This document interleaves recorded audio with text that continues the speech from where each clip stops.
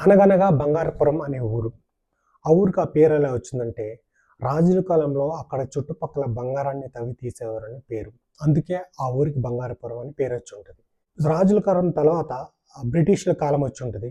ఆ బ్రిటిష్‌లు ఆ బంగారాన్ని తవ్వి తీసే ప్లేస్ ఎక్కడుందని వెతుకుతానికి చాలా ట్రై చేసుంటారు. కానీ మన రాజులు తెలివిగా ఆ ప్రదేశం ఎక్కడుందో కూడా తెలియకుండా ఆనవాళ్ళు కూడా లేకుండా చేసుంటారు.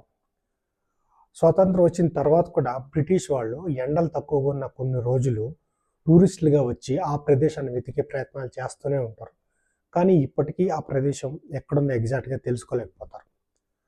అదే బంగారపురం అనే ఊరిలో రాము అనే ఒక కుర్రోడు తన స్నేహితుల్లాగా ఏదో పని చేసుకోకుండా తన తాత చెప్పిన కథల్లో పాయింట్స్ అన్నీ పెట్టుకొని నిజంగా బంగారం ఉందా? ఉంటే ఎక్కడుంది? అని తన తాత చెప్పిన ప్రతి పాయింట్‌ని ఒక ఆనవాలుగా పెట్టుకొని తను కూడా బంగారం ప్లేస్‌ని వెతుకుతూ ఉంటాడు. తను కొన్ని కొన్ని ప్లేస్‌ల్లో ఏదో ఒక ఆనవాలు తన తాత చెప్పిన గుర్తులు దొరుకుతాయి. కొన్ని చోట్ల ఏమి దొరకవు.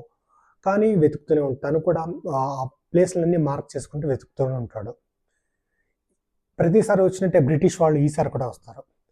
బ్రిటిష్ వాళ్ళతో రాము అంటాడు, "మీకు ఆ బంగారం ఎక్కడుందో నేను చూపిస్తాను. నాకేమిస్తారు?" అంటాడు.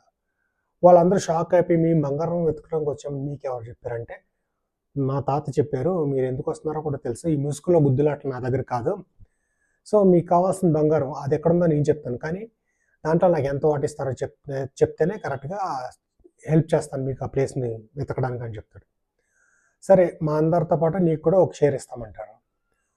సరే అని రాము ఆలోచించుకొని అందరూ వాళ్ళ వాళ్ళ సామాన్లు తెచ్చుకుంటారు. రాము ఒక్కడే వాటర్ బాటిల్స్ పట్టుకెళ్తాడు. తాను ఎంతవరకు సాధ్యమైనంత వరకు మోయగలడో అన్ని వాటర్ బాటిల్స్ ఫుల్‌గా నింపుకుని వాటర్ పట్టుకునెళ్తాడు. ఎందుకంటే తనకొక్కడికే తెలుసు ఆ ప్లేసు ఒక ఎడారిలో కొన్ని మైళ్ళు ప్రయాణం చేస్తే గానీ రాదు. పైగా అక్కడికి వెహికల్స్ అంటే కారు గానీ, బళ్ళు గానీ వెళ్ళలేవు. కొంతవరకే వెళ్ళగలవు. తర్వాత పెట్రోల్ దొరకదు, వాటర్ దొరకదు, ఫుడ్ దొరకదని తెలుసు. అందుకే తెలివిగా వాటర్ పట్టుకునెళ్తాడు. సరే రాముతో పాటు వాళ్ళు ప్రయాణం చేస్తారు. కొన్న ఒక 2 రోజులు పగలు, రాత్రి వెళ్ళగానే ఆ ప్లేస్ ఎక్కడుందో వెతుకుతారు. చూస్తే ఆ రాజులు వెతికిన ప్లేసే కాకుండా రాజులు కూడా కొన్ని పెట్టెల్లో బంగారాన్ని అక్కడే పదిలంగా దాచేసుంటారు. అది రాము కూడా చూడటం ఫస్ట్ టైమే. అందరూ షాక్ అయ్యి చూస్తుంటారు. కానీ రాము మాత్రం తనకు ఆల్రెడీ తెలిసినట్టుగానే కావాలనే నటిస్తాడు. సరే మీ వాటా మీరు తీసుకొని నా వాటా నాకిచ్చేయండి అని చెప్పి అక్కడ పంచుకునేటప్పుడు చూపించడం వరకే నీ పని. సో, వాటాలు మేమిచ్చినంత తీసుకొని వెళ్ళిపో అని గన్ చూపించి బ్రిటిష్ వాళ్ళు బెదిరిస్తారు మన రాముని. రాము సర్లే